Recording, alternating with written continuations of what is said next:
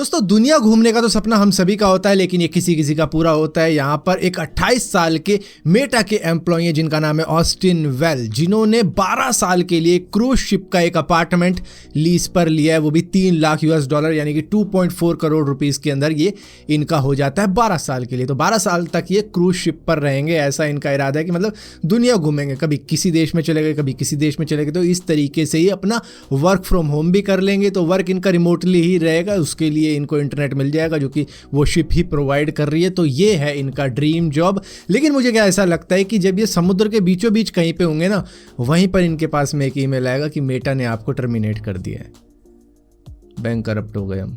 दोस्तों जैसा कि आपको मालूम होगा कि इस वक्त में इंडियन ट्रेडर्स ने अपनी आवाज़ उठा रखी है कि भैया कुछ सालों के अंदर ही 50,000 मोबाइल शॉप क्लोज हो चुकी हैं सिर्फ ई कॉमर्स की वजह से, जो कि काफ़ी सस्ते में और एंटी कॉम्पिटिटिव प्रैक्टिस करके हम सभी को ख़त्म कर चुके हैं कि सस्ते में बेच देंगे, एक बार वो मार्केट खत्म हो जाएगी फिर हम चल पड़ेंगे। तो वही सीन कर दिया इन्होंने। तो यहाँ पर डिजिटल मार्केटिंग के ऊपर यानी कि ई कॉमर्स के ऊपर भी एक रेगुलेटरी होनी चाहिए, जैसे कि सेबी है, RBI है। तो इसी तरीके की रेगुलेटरी इनको चाहिए कि भैया वो कंट्रोल करे प्राइस को, ना कि ई कॉमर्स वाले कि हम सस्ते में बेच रहे हैं, उस बैंक का डिस्काउंट मिल रहा है, इसका डिस्काउंट मिल रहा है। तो इस तरीके से हमें क्या है, कंज्यूमर को तो भाई सस्ते में चीज़ चाहिए। अभी तुम नहीं दोगे तो वो दे रहे हैं ऑनलाइन, इसी वजह से तो वो सारे बंदे ऑनलाइन गए हैं। तो मैं तो हमेशा यही कहता हूँ कि भैया जहाँ सस्ता मिलेगा वहीं कंज्यूमर जाएगा, और ऊपर से वारंटी, रिप्लेसमेंट, फलाना कई सारी चीज़ें मिल जाती हैं, फैसिलिटी जो वो दे देते हैं। लेकिन दुकान वाला भैया एक बार मैंने बेच दी तो मैं नहीं लेता वापस, तेरी होगी जा। दोस्तों मुंबई साइबर सेल ने एक कमाल करके दिखा दिया है, जहां पर 44 लाख का एक फ्रॉड होने से बचा लिया एक टेक्सटाइल कंपनी को। दरअसल एक टेक्सटाइल कंपनी और इसी के साथ साथ उसके पार्टनर के बीच में कुछ बात चल रही थी 44 लाख की डील की। तो बातचीत पूरी कंप्लीट हो चुकी थी, लेकिन किसी तरीके से किसी फ्रॉड बंदे को वो बातचीत मालूम चल गई, जिसके बाद में उन्होंने टेक्सटाइल कंपनी को मैसेज कर डाला बैंक अकाउंट का जो भेजना था कि भैया इस बैंक में आपको पेमेंट करनी है। तो उसने भेज दिया।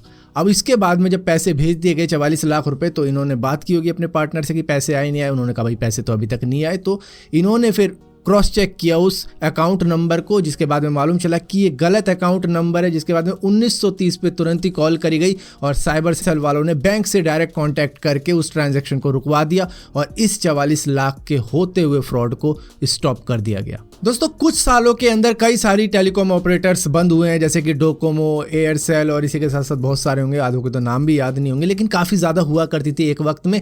लेकिन आज अगर मेनली आप देखो तो जियो, एयरटेल, VI और बाकी जो गवर्नमेंट वाली है जैसे BSNL होगी, तो वो एक अलग कैटेगरी हो गई। लेकिन VI यहाँ पर बिल्कुल भी compete नहीं कर पा रहा है जियो और एयरटेल के साथ में, जिसकी वजह से इन दोनों की ही डुओपोली चल रही है। और इन्होंने एक फैसला किया है कि हर साल के 4th क्वार्टर के अंदर ये प्राइस के अंदर 10% हाइक लेके आएंगे, जिसकी वजह से आप 2023, 2024, 2025 इन सभी सालों के अंदर 10% का इंक्रीमेंट देखोगे इनके टैरिफ के अंदर। दोस्तों US टेक्सास के अंदर एक नया मैकडोनल्ड खुला है जो कि नॉन ह्यूमन रन रेस्टोरेंट है पूरी तरीके से, उसके अंदर एक भी इंसान की ज़रूरत नहीं है। ये कुछ इस तरीके का है कि यहाँ पर आप ऑर्डर बोल के भी कर सकते हो, जो कि कन्वेयर बेल्ट होगी, उसके अंदर आपका ऑर्डर आ जाएगा विदाउट एनी ह्यूमन कॉन्टैक्ट। और यहाँ पर कोई सीट नहीं है, कोई टेबल अरेंजमेंट नहीं है, बस आपको जाना है, लेना है और निकल के आ जाना है। यहाँ पर मोबाइल ऐप्स का भी यूज़ हो सकता है, कियोस्क का भी यूज़ हो सकता है और इसी के साथ साथ बोल के भी ऑर्डर किया जा सकता है। मतलब कई सारे ऑप्शन है।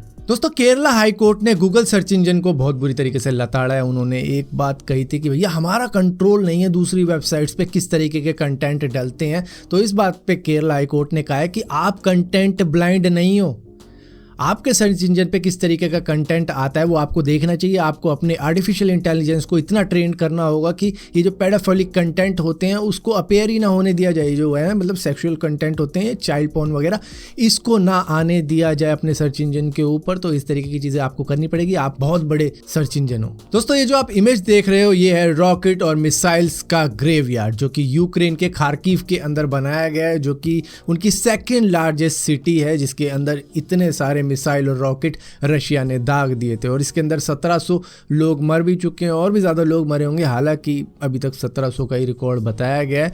तो ये इन्होंने एविडेंस के तौर पे संभाल के रखे हुए हैं और ये देखने में ऐसा लगता है कि हाँ भाई ग्रेवयार्ड ही है। ये दरअसल इंटरनेशनल क्रिमिनल कोर्ट के अंदर दिखाए जाएंगे एविडेंस के रूप में कि रशिया ने किस तरीके का क्राइम किया है यूक्रेन के साथ में। और यहाँ पर दोस्तों चाइना के अंदर कोविड किस तरीके से फैल रहा है वो हम सभी को बड़े अच्छे तरीके से मालूम है, लेकिन वहाँ पर बचने के लिए लोग मास्क वगैरह भी पहन ले। वैसे तो ओपन कर दिया गया पूरा का पूरा चाइना, और मास्क वगैरह पहनने को तो कहा है कि भाई पहनना है पहनो, नहीं पहनना मत पहनो। तो कुछ लोग मास्क पहन रहे हैं और कुछ लोग इस तरीके का फॉर्मूला अपना रहे हैं कि मास्क भी ना पहनना पड़े और खाना भी खा लें और बच भी जाए कोविड से, ये भी है। और दोस्तों इस वीडियो के अंदर दिखाया गया है कि किस तरीके से स्कूबा डाइवर स्कूबा डाइविंग करने के लिए गया तो था, लेकिन वहाँ उसको मिल गई टाइगर फिश। और इस तरीके की फिश वैसे तो ऐसे अटैक करती नहीं है, लेकिन इसने अटैक किया और काट लिया इस स्कूबा डाइवर के पाँव के अंदर, और उसकी चीख पुकार तो आप सुन ही सकते हैं। हालांकि उसके बाद भी आई थी काटने, लेकिन फिर चली गई। और उसके बाद में क्या दांत दिखाए, काफ़ी पहने दांत हैं।